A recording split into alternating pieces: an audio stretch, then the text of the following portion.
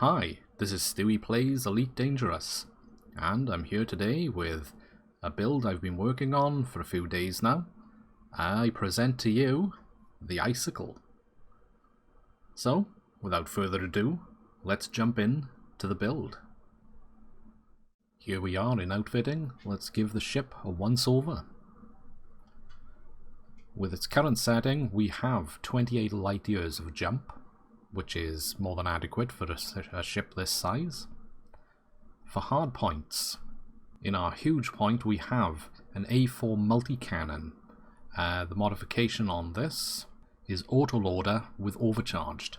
Then we have our huge beam laser. Its modification is efficient with thermal vent. The beam laser for the large and the mediums. These ones are slightly different. We've gone for long range with thermal vent. Now, this is basically for two things. One, they generate slightly more heat than what my huge beam laser does. Basically, that I can tag ships further out, not to attack them from 6,000 kilometers, hit them at about 4, but obviously the fall-off damage doesn't happen because they're long-range weapons. They chuck more heat out as well, so it's a good balance, to be honest. Using the efficient with the huge one is about cost power for shooting, because if I have this one also as long range, I cannot shoot for as long in one go. So this is a balance between the two, and this manages the heat fantastically. There are no heat sinks on this build, so the heat management comes mainly from these weapons. Now, I've got a small multi-cannon. Now this one is efficient as well, but we also have corrosive shell, so that when we get past the shields, we weaken the opponent's armor, and obviously we do more damage by default again then. I've left the other small point empty, simply because doubling up and having another small multi-cannon with corrosion isn't going to stack, and I can't see a point of giving away resources just to double up on that. A small cannon isn't really going to do much damage in the grand scheme of things. It's just going to take away resources from being able to fire and power management with other things. So it was easier just to leave that empty. Core internals. For our armor, we have mirrored surface composite. Now, the modification we have on this is deep plating and heavy duty. Now, this provides a good defense if ever our shields are breached. And obviously, plasma accelerators pretty much ignore a lot of resistances on shields. Power plant, A8. And the modification we have got overcharged and thermal spread to help with the cooling, but we've only gone as far as 4. I didn't see a need to go any further and have a detrimental effect on our heat management, just to get more power that could be balanced by switching our modules. Thrusters, A7, drag drives with dirty drive tuning. Our frameshift drive, we have mass manager with increased FSD range. Life support, we've just gone for a D5. Power distributors. Now on this one I've gone for superconduct, and I've also gone for charge power enhanced. Simply because I don't want to contain as much power. I want the regeneration of the power there to compensate the firing for continuous firing. So this works quite well. When it comes to sensors, I've opted for the D8 sensor, and I've changed it to long range. Now, the benefit of this is we have 10 kilometers to pick up our target with a max range of 14, and it's the best of both worlds once it comes to the weight management as well, because this only brings in 128 tons. Utility mounts. All of them are taken up by shield boosters, and all of them are resistance augmented shield booster, grade 5, with force block. Our optional internals, we've gone for a bioweave generator, because I want the build to have more resistance based with a fast regeneration. because I don't want to be sitting around for 20 minutes waiting for my shields to come back up, whereas They continuously regenerating at a high speed while taking damage, and then while I'm going between ships in combat and picking out my next target, it's rebuilding up really fast as well. So again, it's the best of both worlds, and I've yet to have my shields actually fail on me. Shield banks. Now, I've gone with the 7B in both 7 compartments, simply to have an extra charge. During testing, just with the plain shield cell bank, they bring back roughly a ring. I could enhance these, to be honest, and I probably will, with specialised and boss shell so that I have more punch to the regeneration, and more than a single ring will be enhanced. In slot 6, we have a fuel scoop. This is purely optional. With the introduction of the fleet carriers, this could actually be a thing of the past for a lot of players. But for those who do not have fleet carriers, or simply don't want to wait the jump time to move their fleet, an A6 is adequate for scooping and moving on to the next jump.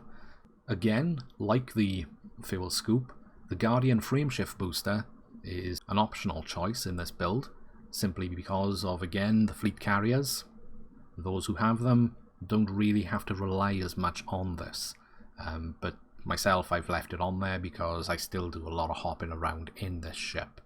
Grade 5 through Grade 4. For these compartments and the military compartments, I've used Guardian Shield reinforcement packs to enhance the defences of our shields. In our 3rd slot, I've used the Guardian Hull reinforcement package, simply because if something does happen or we get absolute damage that soaks through the shield, at least this helps with the additions that we've done to our hull.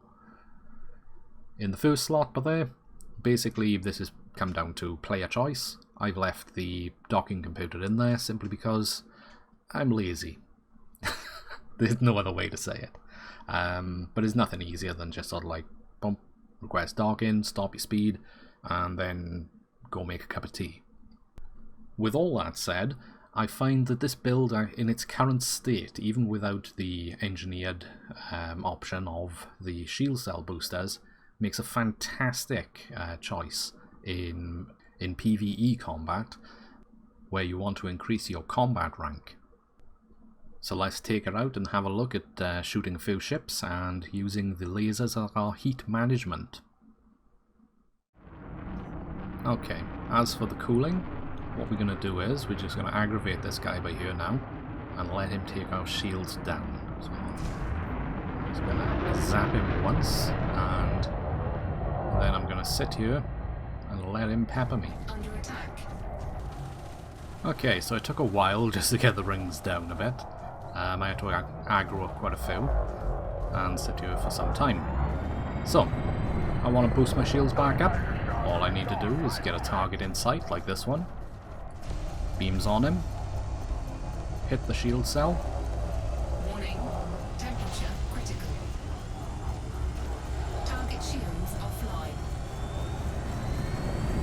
We manage our heat quite nicely.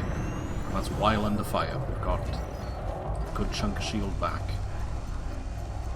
So we could do it again.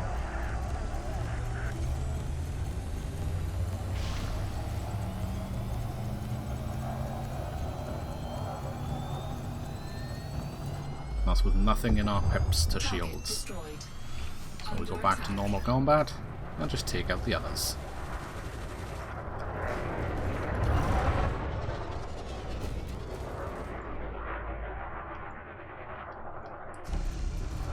Target shields offline. Frameshift charge detected. Target destroyed.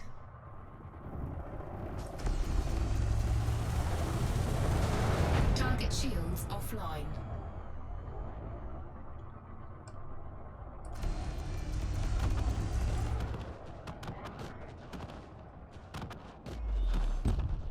Target destroyed. So here we have a dangerous anaconda. Now, we've got a perfect lineup on him here, so I'm just gonna come up behind him a touch, and now we're gonna open up. Keep an eye on the thermals. As long as he doesn't chaff non-stop, you should see the temperatures drop pretty well.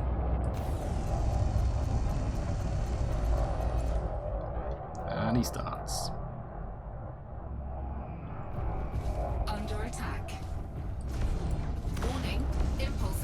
Here we go. Trajectory disruption.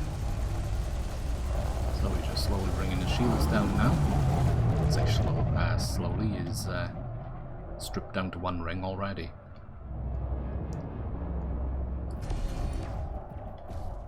The chaff clear out. As you can see, he's not making a dent in my shield.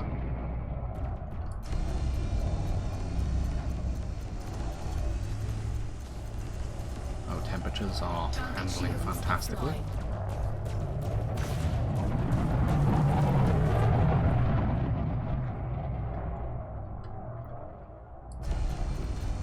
And now we'll bring the multi-cannons in. And his hull should not stand a chance. Already down to halfway.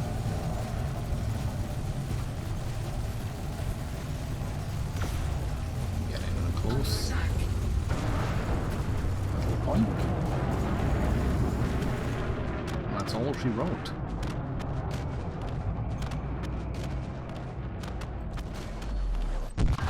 Target destroyed. I find this build enjoyable to play with. The resistance stacking keeps me safe and the damage output is fantastic. With only 2 multi-cannons, there's less for me to actually reload and use up material-wise, and to be quite honest, the lasers on their own do quite a bit of damage to the mid-size and small vessels, so again, saving on ammunition. Let's pop over and have a look to see what I used to plan out each of the modifications to this ship, so that I could actually see how each change would work with the rest of it. So looking here on Coriolis.io, we have the layout of what I used to build the ship, to plan every stage of it. Now, why I went with this is basically because here I get a rough idea of an overview of everything that happens. I can all the values change, and all of it reads out given what I alter here. Now, also they give you a little indication as well at the bottom of how well your build does for like firing its weapons continuously, how long it'll take down a standard opponent. Now, according to this, it's 6 seconds just to remove the shields, and another 6 seconds will basically cut through its hull. And that's against a stock corvette. Now, if you come up against an engineered ship, obviously it's going to take a couple of seconds longer, but you get a good ballpark feel for how it goes, because if I were to change this to, let's have a look at like an ASP scout, obviously I'm going to be removing his shields pretty quick and making short work of his armor.